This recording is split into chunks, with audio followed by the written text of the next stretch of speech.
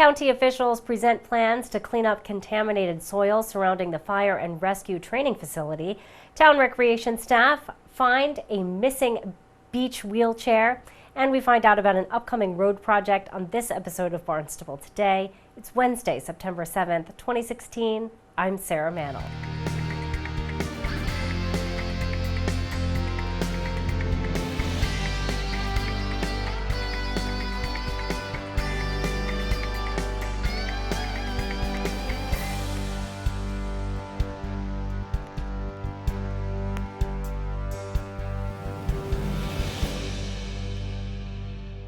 County officials present plans to clean up contaminated soil surrounding the fire and rescue training facility during this week's Conservation Commission meeting. Consultant and wetlands scientist Amanda Crouch-Smith says the project is the first part of cleanup and is a short-term measure. You're, I assume, mostly familiar with the site. Flint Rock Pond is located to the west of this active training facility. There's a 400 square foot area in the southwest of the site that has high concentrations of PFCs, including PFOS, which are a compound commonly found in firefighting foams. And groundwater testing and boring samples revealed PFOS concentrations of 220 parts per billion, which is far greater than the 0.07 EPA threshold. As such, a notice of responsibility was issued by DEP on August 4th, requiring mitigative action and that a plan for some sort of remediation be prepared no later than September 15th, which is why we are here this evening. On August 22nd, we had a pre-application meeting with the agent, Darcy, and Chairman Lee to discuss the site history, cleanup strategies, the general project extent, and a permitting approach. The resource areas we're dealing with are Flint Rock Pond and the associated land underwater and inland bank. There's also buffer zone to that bank. The area is also mapped by Natural Heritage as habitat. The extent of the proposed project is essentially a 400 square foot area. It's about 20 feet by 20 feet. Right in that southwest corner, it's about anywhere from 3 to 5 feet in from the top of the slope along Flint Rock Pond.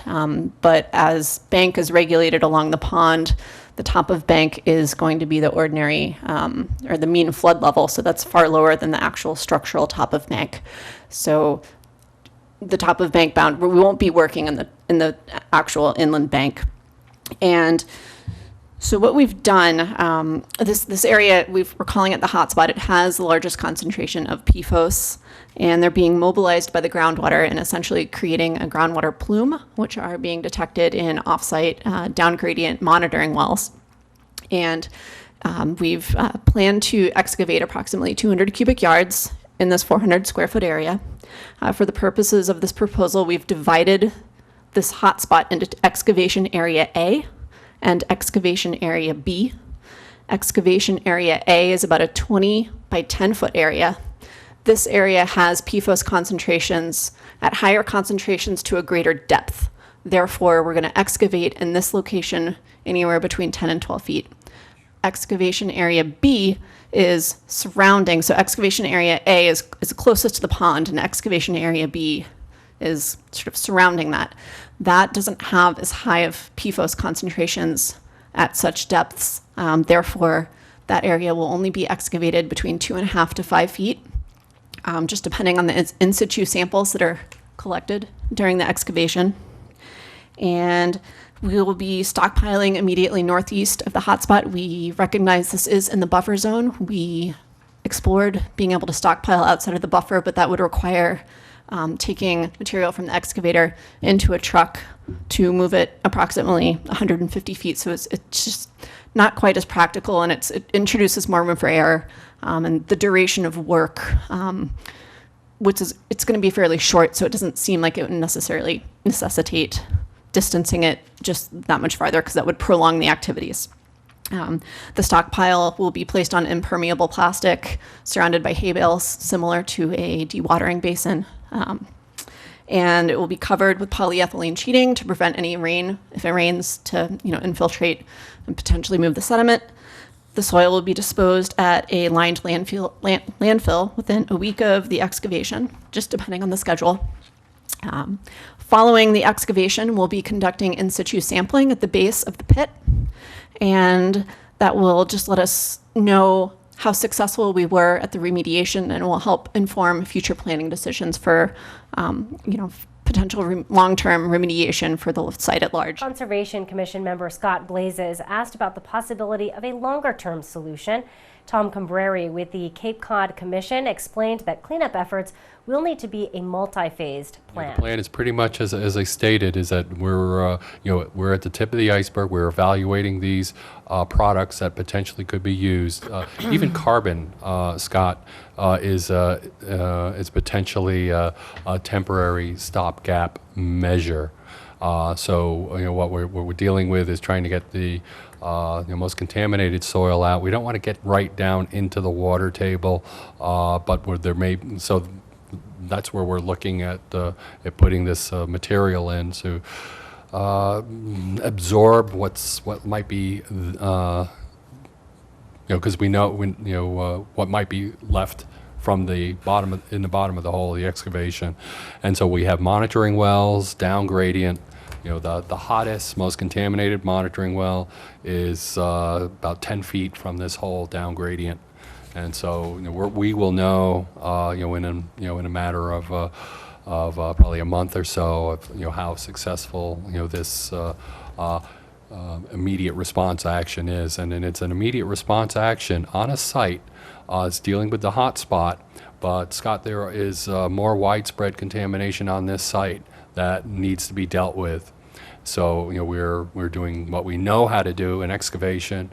We're considering a novel, innovative amendment, and I'm not sure we're going to do it, but we will comprehensively be looking at more significant actions out there over the long run.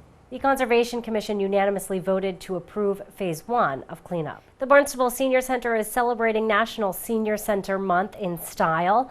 This year, the Senior Center will be hosting Tea and TED Talks. Director of Senior Services Madeline Noonan says she's excited to host the free Tea and TED Talk events every Friday afternoon in September from 1:30 to 3. September is National Senior Center Month, and every year we choose some kind of an event to honor that. And this year we wanted to do something, a little different, because there's been so much interest in a lot of technological type of workshops, and we thought the TED Talks are so inspiring. You watch those talks and you really, I guess the words people that come to mind are things like enlightening, thought-provoking, and inspiring. And we thought, well, this would be a great opportunity to bring TED Talks to the Senior Center.